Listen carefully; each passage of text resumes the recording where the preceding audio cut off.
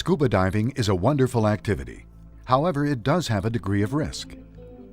As a certified scuba diver, you have the opportunity to explore wrecks or dive at night, take photos, or simply enjoy the beautiful and exciting marine life, all the way from coral to sharks. With all the joys of diving, there comes responsibility for yourself and your own well-being.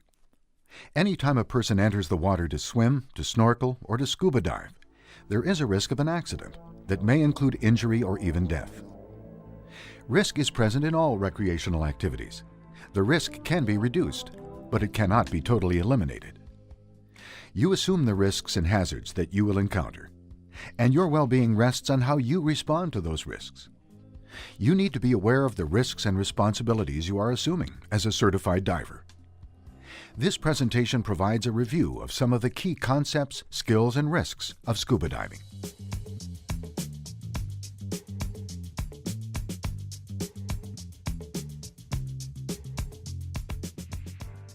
Your first responsibility is to yourself and your own well-being. Take this into consideration when following the directions of the dive leader and the rules established by the dive operator or leader. Maintaining control over yourself, both mind and body, is a key to being a comfortable and responsible diver. Control includes setting limits so you stay within your comfort zone and providing yourself with a margin of safety. It also includes selecting a buddy who is compatible with your dive objective, experience, and skill level. It is up to you to say something if you feel uncomfortable with your dive buddy. Do not expect direct supervision from the leader or instructor. Dive leaders cannot devote all of their attention to any one diver. It is your responsibility to stay with the dive leader if this is part of the dive plan. A relaxed, calm, gentle, easy manner underwater will make you a more efficient diver and therefore will improve the quality of your diving experience. You can increase your comfort level underwater by maintaining awareness of yourself, your buddy, your equipment, and the environment. This includes maintaining contact with your buddy.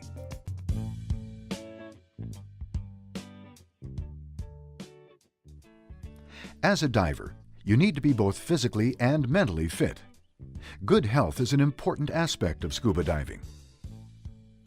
Diving leaders only know how you look, not how you feel. You need to communicate with the dive leader if you have any concerns or problems, or if you have been ill or are on medication. As you are aware, diving when ill, overly stressed, or under the influence of alcohol or drugs greatly increases the risk of being injured while diving. Remember, when diving with a leader or buddy, it is your responsibility to decide if the planned dive fits within your comfort zone and your personal limits. You should not be pushed into diving by others. You need to be aware of stress when scuba diving in order to avoid it and to deal with it. When you are motivated to dive and are not under stress, you can relax, become comfortable, and truly enjoy your dive with far less risk.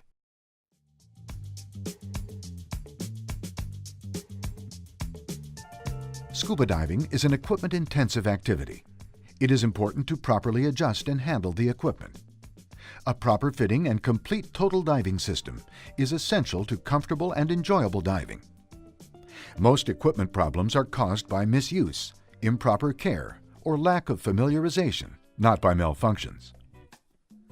It is your responsibility to make sure you have all the equipment you need and that it fits, is adjusted, and functions properly before diving.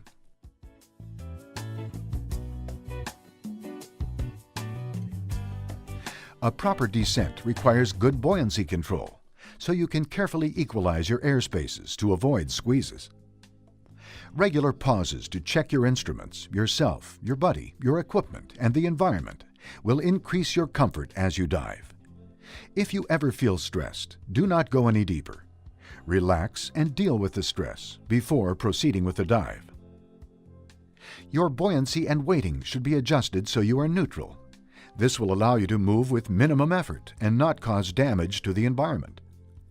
It is dangerous to excessively overweight yourself. You should strive to be properly weighted on each dive. Breathe in a slow, deep, relaxed manner while on scuba. Rapid breathing at great depth or with low cylinder pressure puts you at undue risk. Avoid this situation with the same care you use to avoid running out of air.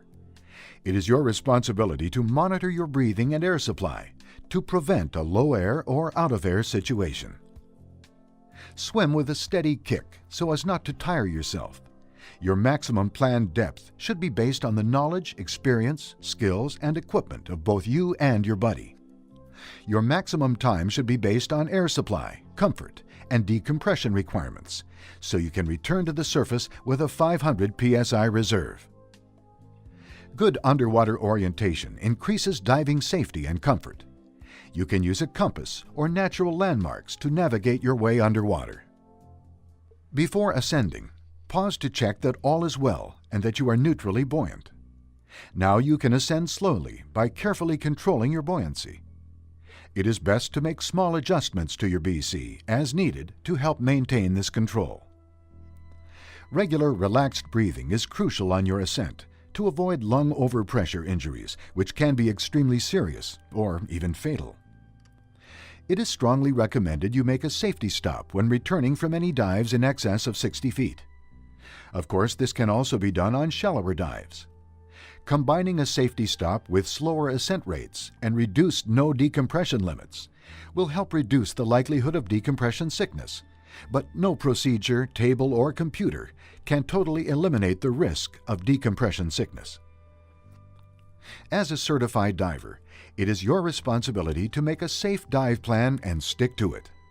No one else but you can monitor your time and depth underwater. The final step of the ascent is to listen and look for boats. Remember, it is more difficult for boats to see you than for you to see boats. On ascent, look up, reach up, and come up slowly.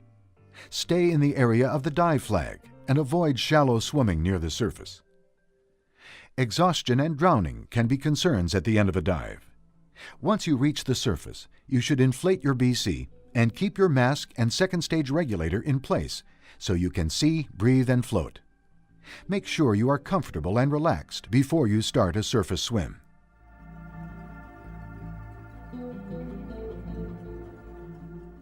Extra care should be used when entering or exiting the water to reduce the potential of hurting yourself or others. If you are diving from a boat, use caution when boarding the vessel. Stay clear of the ladder, platform, or propeller until it is your turn to exit, especially when it is rough on the surface. Some aquatic life can be harmful, so care needs to be taken to avoid contact and not to provoke animals. Entanglement is another problem that can be handled as long as you do not panic. Diving accidents are more likely to occur during advanced diving activities, such as when diving in overhead environments, in strong current, in deeper water, in poor visibility, or at night. Penetration into caves, caverns, wrecks, or under ice also greatly increase the risk of diving. You need to accept the additional risks and responsibilities that accompany these advanced diving activities, especially if you lack the proper training and equipment that these activities require.